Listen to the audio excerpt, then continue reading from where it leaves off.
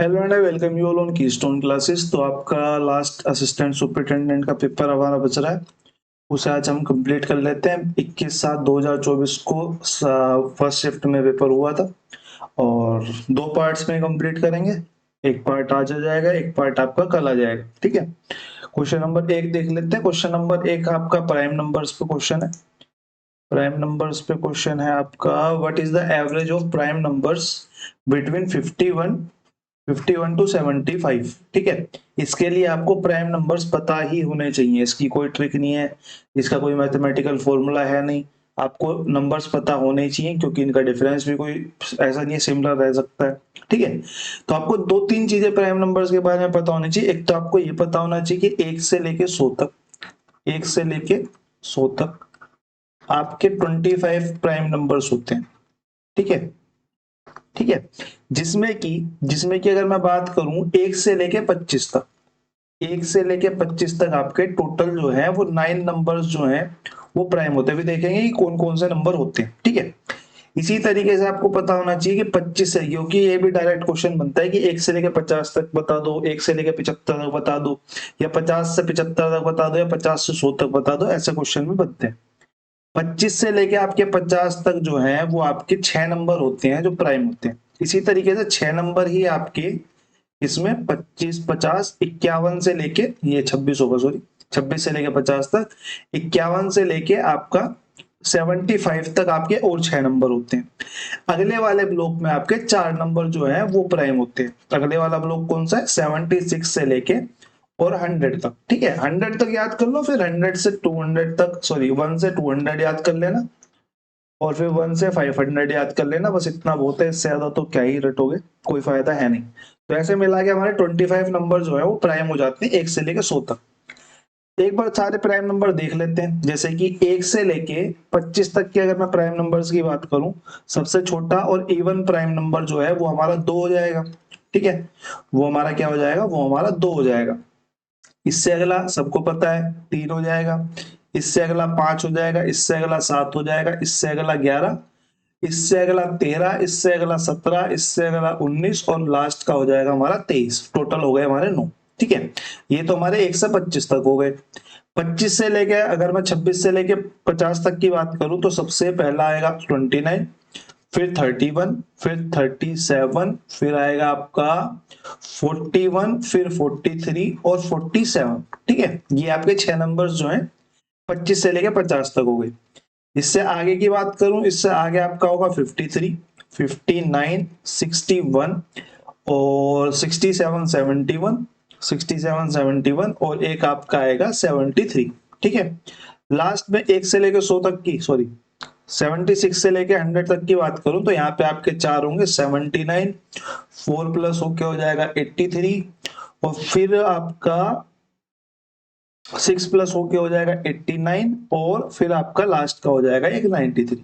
ठीक है, इसमें इस दो का ध्यान रखना, ये इवन और प्राइम नंबर है। सिर्फ एक ही ऐसा नंबर होता है जो इवन भी होता है और प्राइम भी होता है। ठीक है, बाकी सारे जो नंबर्स होते हैं इवन, वो आपके 2 से कट हो जाएंगे। ठीक है, अभी क्वेश्चन हमसे पूछा था average of prime numbers between 51 to 75, यानी कि इस ब्लॉक की बात कर रहा है, इसका एवरेज पता करना है आपको। इसका एवरेज पता करना है तो इसको आप जोड़ेंगे और आप डिवाइड करेंगे किससे, कितने नंबर होते हैं 51 से लेकर 75 तक, आपके 6 नंबर होते हैं, 6 से डिवाइड कर देंगे। जोड़ लेते 3 और 1 4, 7 और 4 11, और 1 12, 12 और 9 21, और 4 21, और 4 हमारा हो गया 24, 2 हासिल, 5 2 7, 7 और 5 12, 12 और 6 18, 18 और 6 24, 24 और 7 24, और 7 आपका 31, और 7 38, 384। 6 से डिवाइड कर देंगे एवरेज के लिए, 6 चौक 24, 6 पंजे 30, 6 चिंग 36, और 6 चौक 24 आपका यहाँ पे एवरेज निकल के आ जाएगा। ऑप्शन नंबर 1 आपका यहाँ पे राइट हो जाएगा। ठीक है, आपको ये सारी चीजें पता होनी चाहिए, कितने नंबर्स होते हैं, ये सारा पता होना चाहिए कि 100 तक तो एटलीस्ट आपको थोड़ा सा अंदाजा हो। 1 से 50 तक आप याद कर सकते हो, उसके बाद थोड़ा थोड़ा अंदाजा आप फिक्स कर सकते हो। फिर आपको 1 से लेके 200, 1 से लेके 500 तक भी थोड़ा सा पता हो, या फिर आप ऐसे याद कर लो कि 1 से लेके 100 तक 25, फिर मेरे को भी एग्जैक्ट याद नहीं है क्योंकि 101 से लेके 200 तक, और 201 से लेके 300 तक ऐसे करके, और 301 से लेके 400 तक, क्योंकि असिस्टेंट सुपरिटेंडेंट में फ्रीक्वेंटली क्वेश्चन आए हैं। मतलब ये जो रिसेंट में मैंने पेपर देखे तो हर तीसरे चौथे पेपर में इस पे क्वेश्चन बन रहा है प्राइम पे। और 401 से लेके 500 तक ये आप एक बार पढ़ के देख लीजिए एक बार, ठीक है। क्वेश्चन नंबर अगले पे चलते हैं, क्वेश्चन नंबर 2 पे। Which of the following number is not divisible by 4? तो 4 का डिविजिबिलिटी रूल आप लोगों को पता होना चाहिए कि लास्ट के जो 2 डिजिट है अगर वो 4 से कट हो रहे हैं तो वो नंबर आपका 4 से कट हो जाएगा। बस लास्ट के 2 डिजिट चेक करने हैं। नॉट डिविजिबल पूछा है तो जो नहीं कटेगा वो आपका आंसर हो जाएगा। ये तो 8 और 8 है, ये तो कट जाएगा। ये 4 छीन 24 कट जाएगा। इसे देखो तो 4 दिया 12 होता है, यानी कि 2 जो है वो आपका शेषफल या रिमाइंडर बच जाएगा। अगर शेषफल या रिमाइंडर बचेगा तो यही वाली वो संख्या होगी जो आपकी 4 से नहीं कटेगी, ठीक है। क्वेश्चन नंबर 3 पे चलते हैं। क्वेश्चन नंबर 3 आपका, what is the positive square root of 36 plus में 18? रूट में 3 स्क्वायर रूट पूछा हुआ है, यानी कि वर्गमूल पूछा हुआ है, ठीक है। हिंदी वालों के लिए वर्गमूल आपसे पूछा है किसका? 36 प्लस में 18 रूट में 3 के। कर लेते हैं, वर्गमूल पूछा है यानी कि अंडर रूट के अंदर ले लेता हूं इस पूरे को। अंदर रूट के अंदर लूंगा तो 36 प्लस में 18 रूट 3 हो जाएगा। अब वर्गमूल के लिए मेरे को पता है मेरे को किस फॉर्म में लेना पड़ेगा भाई। a प्लस बी का होल स्क्वायर अगर मेरे को निकालना है तो मेरे को a square plus b square plus 2ab की फॉर्म चाहिए। अब ये जो 2ab की फॉर्म है इसे यहाँ पे तोड़ना पड़ेगा, यहाँ पे तोड़ना पड़ेगा, यानी कि मेरे को सिर्फ बाहर क्या चाहिए? 2 चाहिए। तो बाकी बचा हुआ मैं अंदर रख दूंगा इसके। बाकी बचा अंदर कैसे रखेंगे कि ये हो जाएगा 36 प्लस में 18 हमारा कितना होता है? 9 दूनी 18। तो 2 तो हमें बाहर चाहिए तो हमने 2 बाहर रख लिया। अंदर अगर हम 9 को डालेंगे, अंदर अगर अंडर रूट के अंदर हम अगर 9 को ले जाना चाहते हैं तो ये जाएगा 9 81 के रूप में, ठीक है। तो ये हमारा हो जाएगा 81 मल्टीप्लाई पे 3, ऐसे रख लो बस, ठीक है। ये हमारा फॉर्म हो गया। आगे अगर मैं देखूं तो मेरे को क्या करना है? मेरे को ऐसे टुकड़े बनाने हैं जो जोड़ के या घटा के 36 बन सके। मैंने बोला 89 को अगर मैं और तोड़ दूं तो ये 9 9 के रूप में होगा। सॉरी, तो पहले टूटा पड़ा था ऐसी, ठीक है। और मैं इसको बोल दूं कि 9 तिया 27। इसको मैं वगैरह से लिख दूं 36 अंडर रूट के अंदर प्लस में 2 और अंडर रूट के अंदर 27 मल्टीप्लाई में 9, ठीक है। अब ये जोड़ के जो है वो 36 निकाल के दे देगा। अब जोड़ के 36 निकाल के दे देगा तो अब क्या करना है हमें? अंडर रूट के अंदर से बाहर जब मैं निकालूंगा तो ये एक्चुअल में ऐसा आएगा कि ये अंडर रूट 27 का स्क्वायर हो जाएगा प्लस में ये अंडर रूट 9 का स्क्वायर हो जाएगा, ठीक है। अब इसको अगर मैं इसको काटूंगा ये होल स्क्वायर हो जाएंगे, ये होल स्क्वायर हो जाएगा। तो जब ये कटेगा तो इससे कट हो जाएगा और इसको मैं निकालूंगा तो ये हमारा आ जाएगा।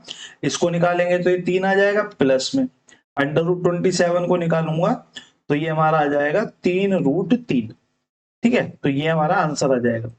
वैसे जब भी हम इसको लिखते हैं तो हम इसको इस फॉर्म में ना लिखने के बजाय हम इसको बड़ी वाली संख्या को पहले लिखते हैं, यानी कि 3 रूट 3 प्लस में 3 लिखते हैं, ठीक है। थोड़ी सी करेक्शन है, मतलब ठीक भी है, लेकिन जब आप क्या करेंगे रेशनलाइजेशन करेंगे तो आप फ्रैक्शन वाली वैल्यू चाहे बड़ी हो चाहे नॉर्मल वाली वैल्यू बड़ी हो, आप बड़ी वाली वैल्यूज को पहले लिखेंगे, ठीक है। रेशनलाइजेशन के टाइम पे ये चीज ध्यान रखना। 3 के बाद क्वेश्चन नंबर 4 पे चलते हैं। क्वेश्चन नंबर 4 क्या कह रहा है? What will be the difference between compound interest and simple interest for 3 years on a principal 1,2,0,0 at the rate of 10% per annum? Difference मेरे से पूछा हुआ है। मैंने कई बार ये फॉर्मूला कराया हुआ है, कई बार इस तरीके से हमने क्वेश्चन करे हुए हैं। मैंने बोला डिफरेंस मेरे से किसका पूछा? कंपाउंड का और सिंपल का। मैंने बोला भैया 3 साल में सिंपल तो सेम ही मिलेगा, 10 10 और 10 मिलेगा। लेकिन जब हम कंपाउंड की बात करेंगे तो पहले साल क्या होगा? 10 मिलेगा, दूसरे साल इसका 10% और मिलेगा एक, फिर तीसरे साल क्या होगा? ये 10 मिल गया, इस 10 का एक और मिल जाएगा, इस 10 का एक और मिल जाएगा और इस 10 का 1/10 और मिल जाएगा। यानी कि अगर मैं डिफरेंस की बात करूं तो डिफरेंस कहां पे क्रिएट होगा? यहाँ पे क्रिएट होगा और यहाँ पे क्रिएट होगा, ठीक है। अब जिसको ये समझ में नहीं आ रहा है वो मेरी प्रीवियस की वीडियोस नहीं देखता है, ठीक है। वो प्रीवियस की वीडियोस देख लो, क्योंकि ये यहाँ पे 21 बनाएगा और ये यहाँ पे 33 पॉइंट समथिंग क्या बनाएगा? 33.1, ठीक है। ये बनाएगा हमारा टोटल और 3 साल का बना देगा ये 33.1।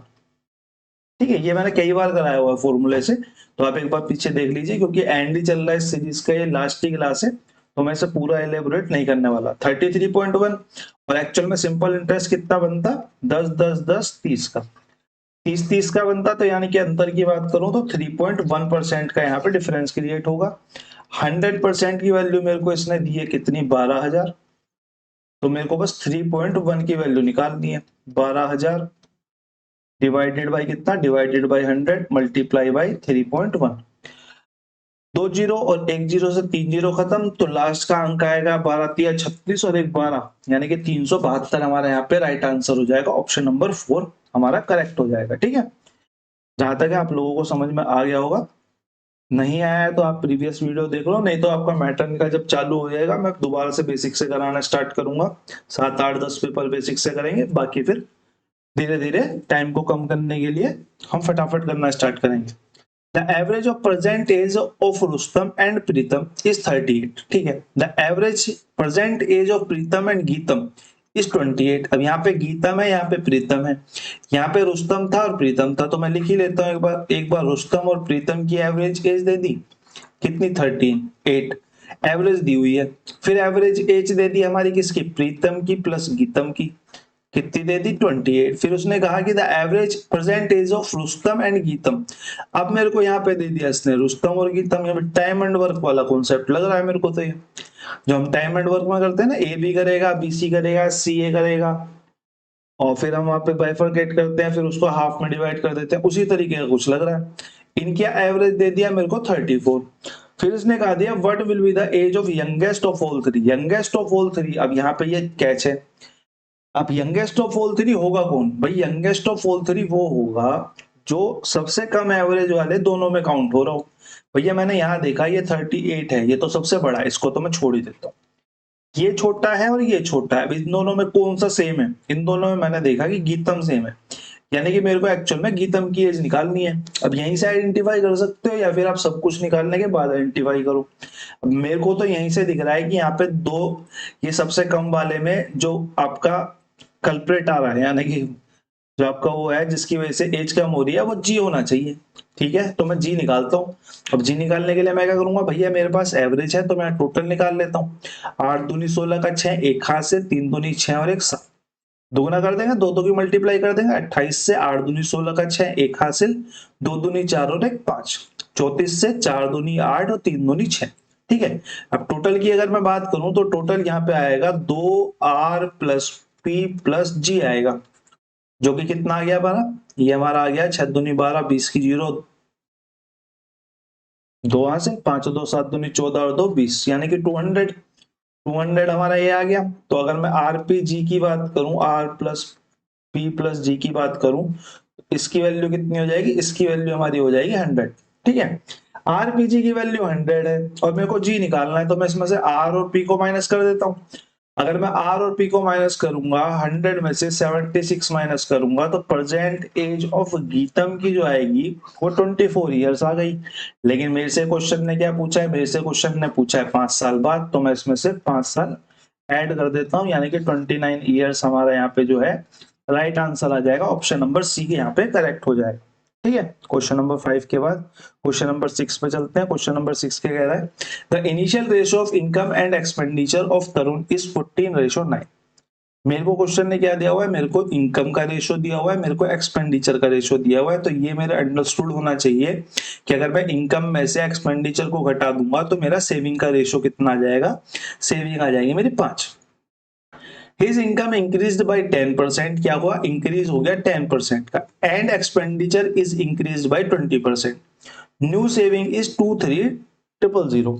ठीक है, मैंने बोला भैया अगर मेरे को 10% और ये एक्सपेंडिचर को बढ़ाना है, अगर मैं इसका 10% बढ़ाता हूं तो 1.4 होगा, 1.4 होगा यानी कि 15.4, तो इसकी इनकम हो जाएगी। ठीक है, निकालने की जरूरत तो नहीं है कि 14 का 10/100, अगर मैं इसको इससे काटूंगा तो 1.4 का इंक्रीज आएगा, 1.4 का इंक्रीज आएगा तो ये हमारा 15.4 हो जाएगा।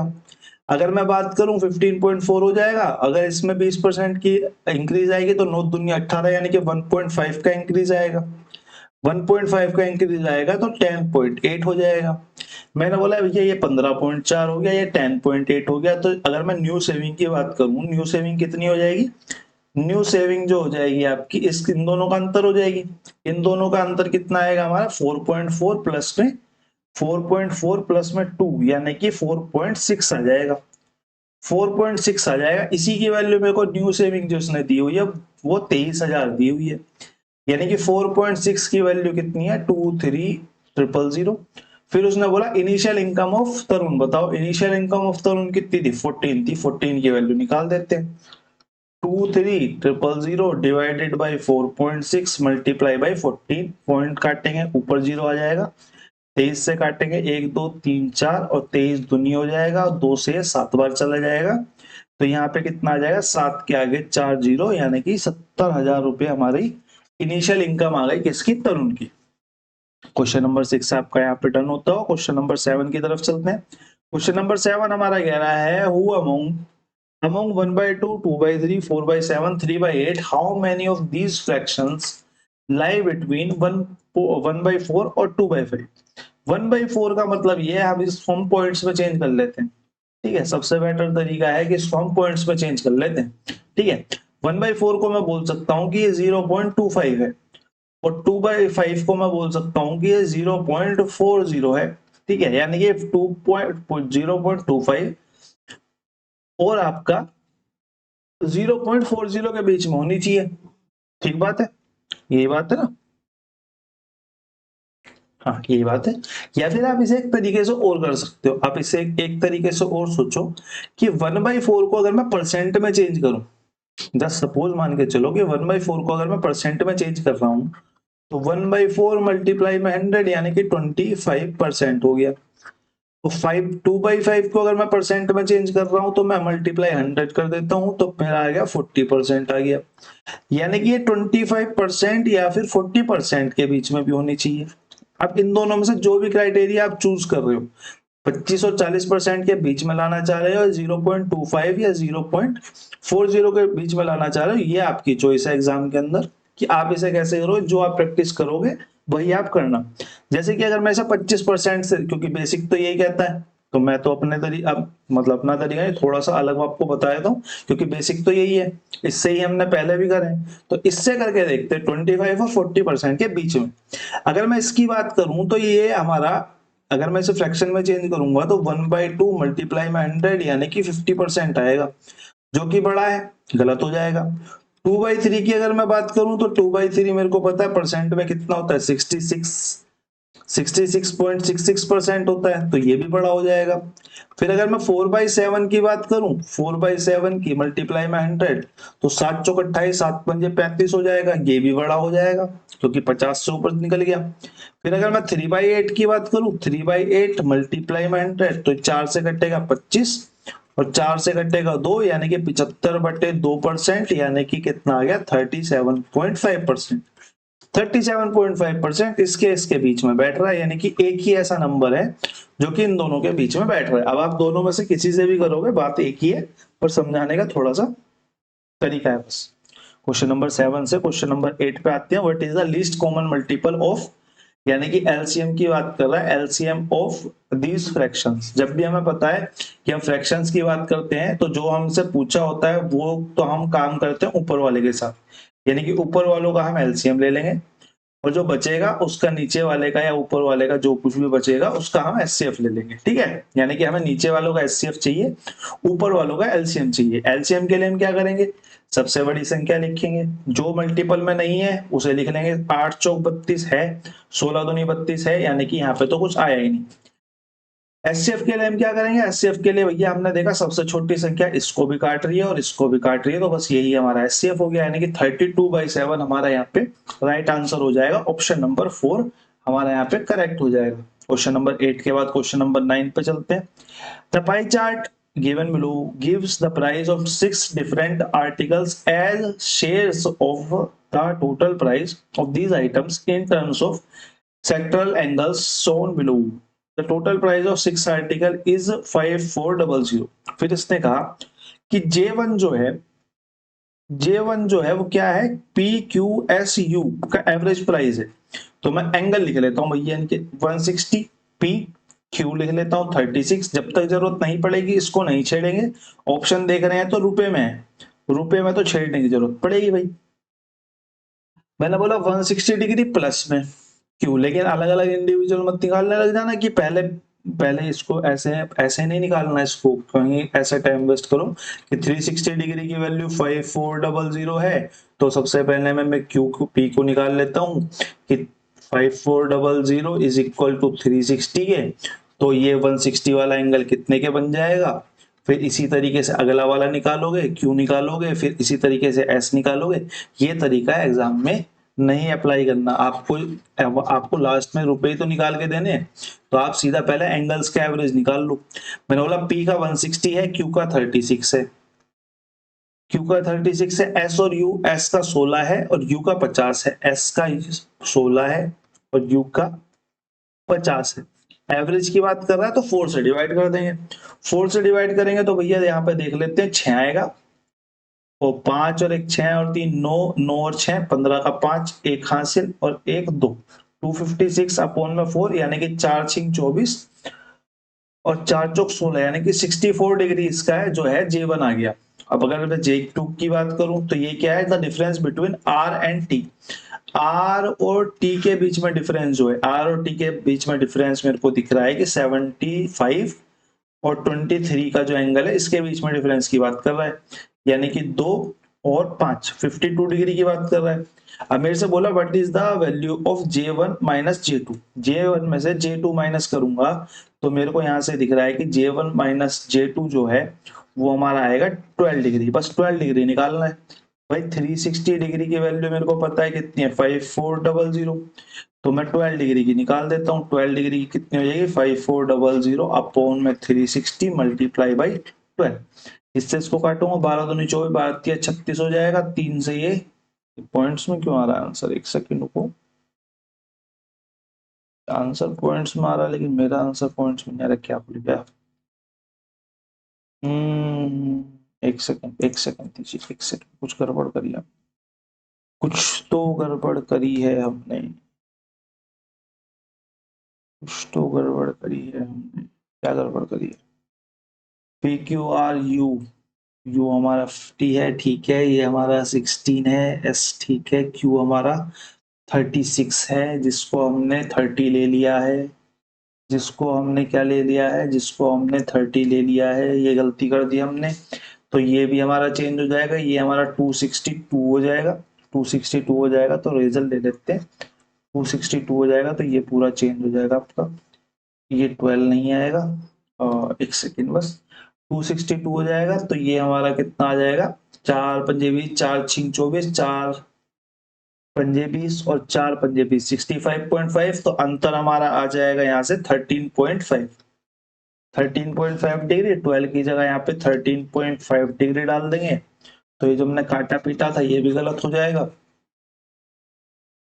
इसको भी दोबारा काट देंगे भाई, 360, 5400 की वैल्यू, एक जीरो से एक जीरो खत्म, 6 से काटेंगे तो एक जीरो, यहाँ से इसको काट देते हैं, 6 निम 54, 6 छिंग 36, 3 से काटेंगे 3 तिया 9 और यहाँ पे 3 दूनी 6 और आगे कटेगा नहीं, तो 13 तिया 39। अब क्या हो गया, एक दोबारा ही करनी पड़ेगी, एक सेकंड, मुचड़ मुचड़ में कुछ ना कुछ गड़बड़ हो गई है, कोई दिक्कत नहीं है भाई। 12 डिग्री मेरे को निकालना कितना है, मेरे को 13.5 डिग्री निकालना है, निकाल देते हैं भाई। 5400 की वैल्यू 360 है और मल्टीप्लाई बाई 13.5 डिग्री है। इस पॉइंट को हटाएंगे, यहाँ जीरो आएगी, 2 जीरो से 2 जीरो खत्म, और फिर ये 6 निम 54, 6 छिंग 36, 3 तिया 9 और 3 दूनी 6, ये 13 दूनी 26, 13 तिया 39, 13 तिया 39 यानी कि 405/2, 405/2 को काटेंगे तो 202.5, सॉरी 202.50 रुपए हमारा यहाँ पे राइट आंसर आ जाएगा, जो कि हमें दिया हुआ है किसमें, ऑप्शन नंबर 4 में। ठीक है, थोड़ी सी कैलकुलेशन में मिस्टेक हो गई, उसके लिए माफी चाहता हूँ। क्वेश्चन नंबर 10 की तरफ बढ़ते हैं। क्वेश्चन नंबर 10 आपका क्या कह रहा है, इसमें भी एक लाइन ग्राफ है, लाइन ग्राफ, पाई चार्ट, यही चल रहा है। The line chart given below shows the number of boys and girls of 7 different schools. भाई ऐसा सेम क्वेश्चन पहले भी आया था। क्या पूछा हुआ है? P1 is absolute difference between the average number of boys in A and B and the average number of girls in E and F। ठीक है, कोई दिक्कत नहीं है। फिर इसने आगे मेरे से कहा सिंपल प्लस माइनस का ही दिख रहा है अभी तक तो मेरे को क्वेश्चन, कुछ स्पेशल होगा तो कराएंगे, वरना एक चार्ट करा दिया, एक चार्ट आप अपने आप से प्रैक्टिस करेंगे। ठीक है, P2 is the total number of boys in all school, यहाँ पे भी टोटल निकालना है बस, और यहाँ पे P1 और P2 को माइनस करना, परसेंट में भी नहीं पूछा, तो सिंपल सा क्वेश्चन है, तो इसको होमवर्क में कर लीजिएगा और ऑप्शंस पे ध्यान अपने करने के बाद दीजिएगा। ठीक है, क्वेश्चन नंबर 10 के बाद क्वेश्चन नंबर 11 पे चलते हैं। क्वेश्चन नंबर 11 क्या कह रहा है? क्वेश्चन नंबर 11 हमारा कह रहा है कि the 30% of Q is added to 10% of R, then the resultant comes 40% of. ठीक है, मेरे से क्वेश्चन ने कहा कि भैया 30% ऑफ Q की अगर मैं बात करूं तो 30% ऑफ Q होगा, ऐसा लिखेंगे, प्लस में ऐड कर दिया, क्या ऐड कर दिया भैया? 10% ऑफ R। तो रिजल्ट जो आया वो आया हमारा 40% ऑफ R के, 40% ऑफ R नीचे 100 आ जाएगा। अगर मैं इसको सीधा सीधा देखूं तो यहाँ से ये दोनों 100 कट जाएंगे कॉमन लेने के बाद, तो यहाँ से मेरे को 10R अगर मैं उधर लेके चला जाऊं तो मैं बोलूंगा भैया 30 of Q is equal to 30 of R के, यानी कि Q और R का रेशियो जो है वो 1 और 1 आ जाएगा, यहाँ से देख के पता चल रहा है। फिर उसने पूछा Q is what percent of R, भैया तो इक्वल ही है, यानी कि 100% ऑफ R होंगे, इससे आगे करने की जरूरत भी नहीं है। अगर किसी को करना ही है तो भैया Q is what percent of R, ये Q की वैल्यू है, ये R की वैल्यू है, और मल्टीप्लाई बाई 100 यानी कि 100%। ठीक है, ऑप्शन नंबर 3 आपका यहाँ पे करेक्ट आंसर हो जाएगा। क्वेश्चन नंबर 12 पे आ जाते हैं। क्वेश्चन नंबर 12 कह रहा है what is the ratio of expenditure on rent to expenditure of travel by all persons. बताओ, सीधा सिंपल प्लस करना है, यहाँ पे ये सब जोड़ना है, रेंट वाला ये जोड़ना है, किसका? ट्रेवल वाला, और दोनों का रेशियो ले लेना है। सिंपल सी बात है, इससे ज्यादा इस क्वेश्चन में कुछ नहीं है, तो ये भी आपका होमवर्क में रहता है। ऑप्शन नंबर 4 आपका इसका करेक्ट है, लेकिन मैं उम्मीद करूंगा कि आप लोग खुद ही इसको जोड़ के खुद ही काटेंगे। ठीक है, और तो इसमें क्या कुछ बताने का है ही नहीं। ठीक है, क्वेश्चन नंबर 12 के बाद क्वेश्चन नंबर 13 पे चलते हैं। क्वेश्चन नंबर 13 कह रहा है which of the following is divisible by 6। Divisible by 6 का मतलब ये है कि उसको 2 से भी कटना पड़ेगा और 3 से भी कटना पड़ेगा। 2 का मुझे पता है कि लास्ट का डिजिट कटना चाहिए, तब 2 से कटेगा, और 3 का मेरे को पता है कि सम 3 से डिवाइड होना चाहिए, तब कटेगा। भाई लास्ट का तो डिजिट सब 2 से कट रहा है, तो 2 वाला कंडीशन तो काम कर नहीं रही, 3 वाली चेक कर लेते हैं। डिविजिबल पूछ रहा है, यानी कि बाकी सब नहीं कटेंगे। मैंने बोला 3 से ये 6 खत्म, 5 और 1 6, ये खत्म, और ये 2 बच जाएगा, 2 बच जाएगा तो ये 3 से नहीं कटेगा। मैंने इसको चेक करा, मैंने बोला 4 और 2 6 खत्म, और 6 खत्म, अब ये बच गया 7। यहाँ पे रिमाइंडर आ जाएगा 1, यानी कि ये भी 3 से नहीं कटेगा। अगर मैं बात करूं तो 2 और 1 3, ये खत्म हो गया, और 8 दूनी 16, 16 को अगर मैं 3 से डिवाइड करूंगा तो 3 पंजे 15, यानी कि एक रिमाइंडर बच जाएगा, तो ये भी नहीं कटेगा, तो हमारा ये भी गलत हो गया। अब ऑप्शन नंबर 1 बचा, इसको भी चेक कर लेते हैं। 5 और 1 6, 3 से कट गया, 6 3 से कट गया, और 9 3 से कट गया, तो सम भी 3 से कटेगा, यानी कि ये हमारा राइट आंसर हो जाएगा ऑप्शन नंबर 2। ठीक है, क्वेश्चन नंबर 13 के बाद क्वेश्चन नंबर 14 पे चलते हैं। ये ब्लिंक क्यों कर रहा है? इसको कुछ परेशानी है शायद, 1 मिनट देना मेरे को।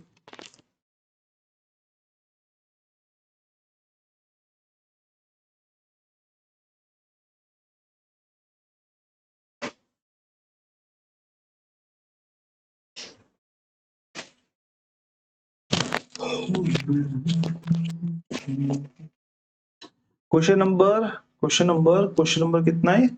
14। क्वेश्चन नंबर 14 आपका सिंपल सा प्लस का ही क्वेश्चन है, गुणा और भाग भी कुछ नहीं है, बस पॉइंट्स का थोड़ा सा ध्यान रखना है और अपना करते चलना है। ठीक है, पॉइंट्स का थोड़ा सा ध्यान रखना, करते चलना है। एक काम करता हूँ, मैं करा ही देता हूँ। मैंने उठाया सबसे पहले वो जिसके यहाँ पे कोई निशान नहीं है, 0.4। फिर उसके बाद उठाया उससे अगले वाला यानी कि जिसमें कि 2 पॉइंट्स हैं, उसके बाद उठाया मैंने 3 पॉइंट वाला 0.004, उसके बाद मैंने उठाया सबसे ज्यादा पॉइंट वाला यानी कि 0.00004, बस उठा के रख दिया। तो यहाँ पे 4 आ गया, एक 0 आ गई और बाकी जो है वो 4 आ जाएंगे यानी कि 0.44404 हमारा यहाँ पे राइट आंसर हो जाएगा ऑप्शन नंबर 3। बाकी तो आप वैसे भी काट सकते हो कि लास्ट में तो 4 आएगा ही आएगा, तो ये वाला ऑप्शन खत्म हो गया। मैंने बोला यहाँ पे सिर्फ एक ही ऐसा अंक है जिसके एक डिजिट के बाद 4 है, तो यहाँ पे ये 8 वाला ऑप्शन खत्म और ये 0 वाला भी ऑप्शन खत्म, तो ऐसे भी आप कर सकते हैं। ऑप्शन नंबर 3 आपका यहाँ पे करेक्ट हो जाएगा। क्वेश्चन नंबर 15 हमसे कह रहा है कि 22a प्लस में 22b is equal to 484, what is the average of A और बी। इसके लिए मेरे को ए और बी का सम पता होना चाहिए। सम पता होने के लिए मैंने बोला भैया इसमें से अगर मैं 22 को कॉमन ले लूं तो मेरे पास अंदर बचेगा a plus b is equal to 484 के, तो यहां से मेरे को मिल गया a प्लस बी कितना हो गया 22 दूनी 44 और 22 दूनी 44। और अगर मैं इसके एवरेज की बात कर रहा हूं यानी कि मैं इसको 2 से डिवाइड करूंगा तो मैं इसको भी 2 से डिवाइड करूंगा, तो एवरेज इसका कितना आ जाएगा, एवरेज इसका 11 आ जाएगा। ऑप्शन नंबर 4 यहाँ पे हमारा करेक्ट आंसर हो जाएगा।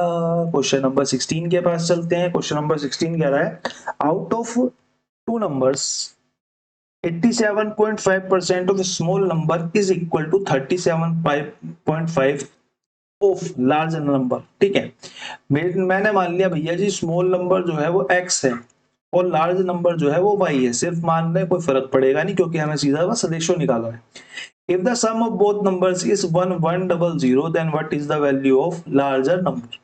मैंने बोला भैया x का जो 87.5% है, परसेंट को मैं नीचे 100 लिख देता हूँ हटा के निशान को, और y का जो 37.5% है नीचे 100 लिख देता हूँ। इस 100 से भी फर्क नहीं पड़ेगा क्योंकि ये भी आपस में कट हो जाएंगे, ये दोनों इक्वल है। अगर ये दोनों इक्वल है तो मैं कट कर लेता हूँ जितना कट कर सकता हूँ। इस पॉइंट से ये पॉइंट कट हो जाएगा। 37 से अगर मैं देखूं तो 37 दूनी 74, 37 से तो कटेगा नहीं, तो 25 से काट लेते हैं। 25 दूनी 50, 25 तिया 75, 25 तिया 75 का मतलब 125, 25 पंजे 125।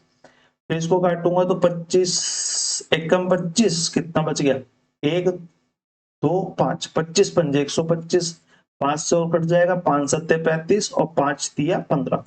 यानी कि अगर मैं बात करूं तो x और y की वैल्यू कितनी आ जाएगी, x y की वैल्यू आ जाएगी 3 और 7। ये मेरी आ गई।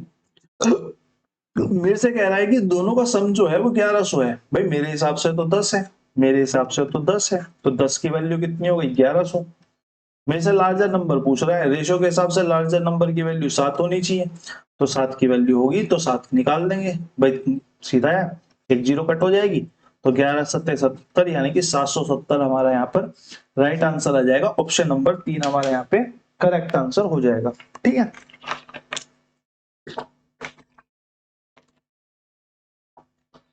क्वेश्चन नंबर 16 के बाद क्वेश्चन नंबर 17 देख लेते हैं। The table given below shows the number of tables sold by 5 shops.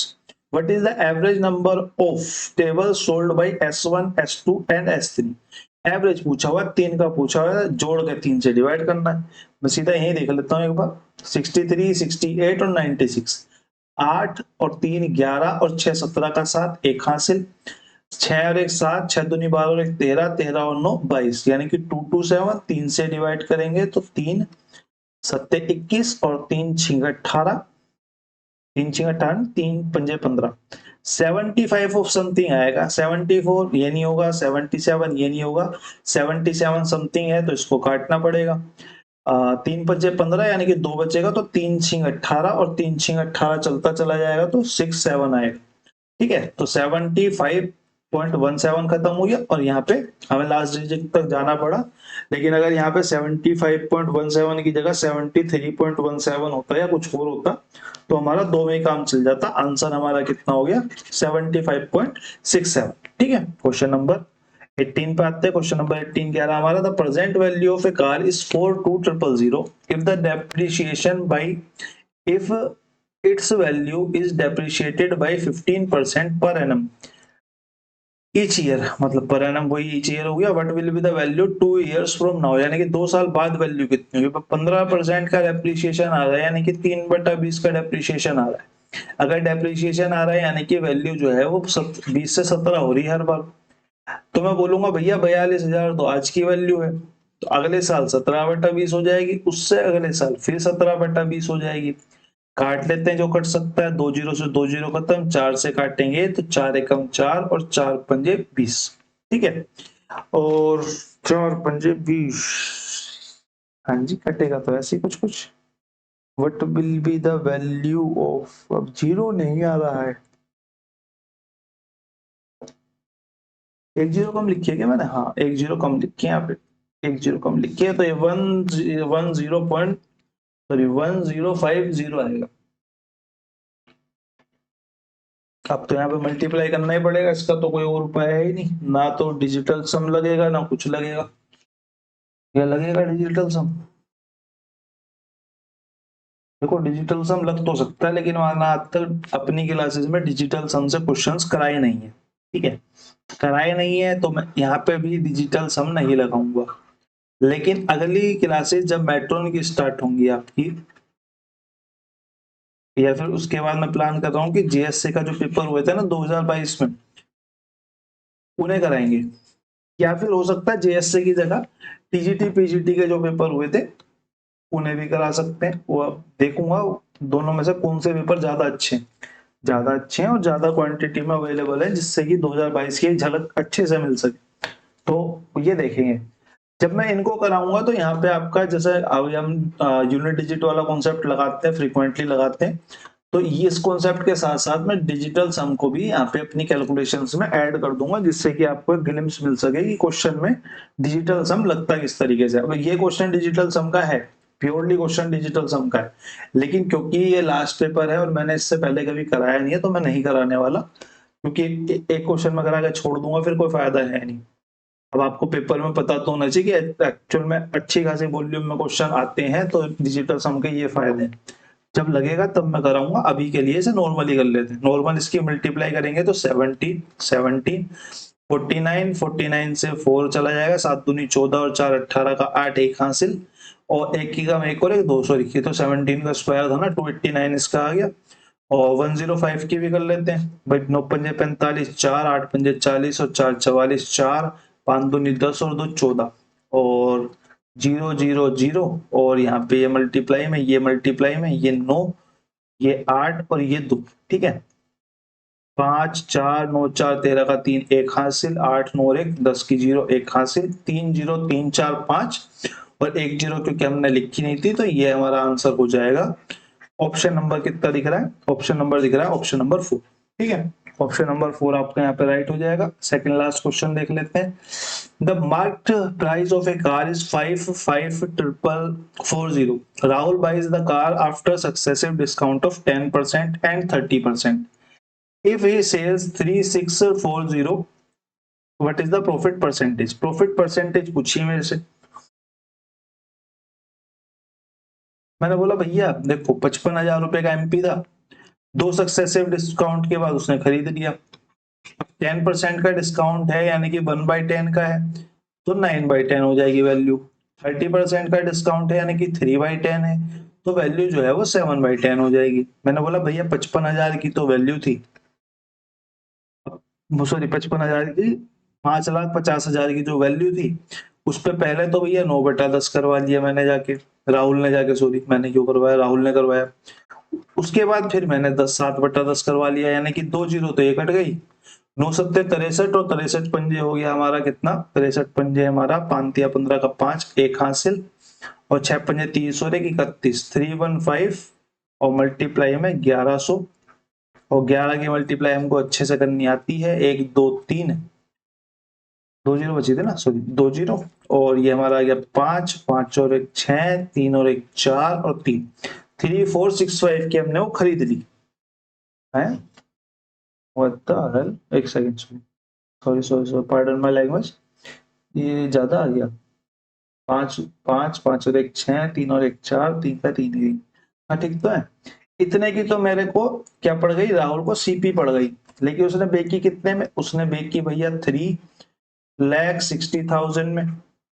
उसने कितने का प्रॉफिट अर्न कर लिया, मैंने यहां से देखा, उसने प्रॉफिट अर्न करा 005 और 3 और 1 का 13500 का उसने प्रॉफिट अर्न कर लिया। परसेंटेज में अगर मैं बात करूं तो 13,500 का प्रॉफिट अर्न करा कितने पे, 34,600 इतने पे।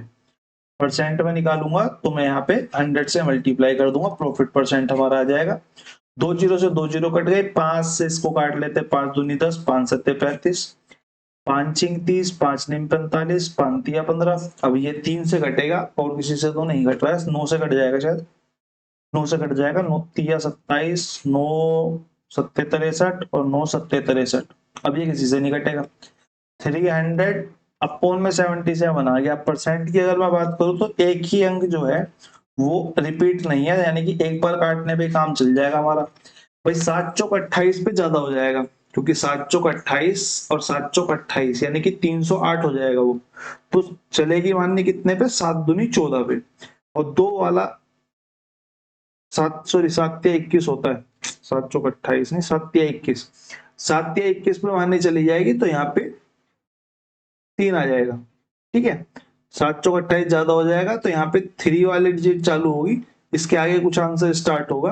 मैंने देखा सिर्फ एक ही ऑप्शन में जहाँ पे 3 से आंसर स्टार्ट था और मेरे पेपर में आता तो मैं इसको लगा के अपना आगे बढ़ जाता, अपना टाइम सेव करता। क्वेश्चन नंबर 19 के बाद क्वेश्चन नंबर 20 पे आते हैं।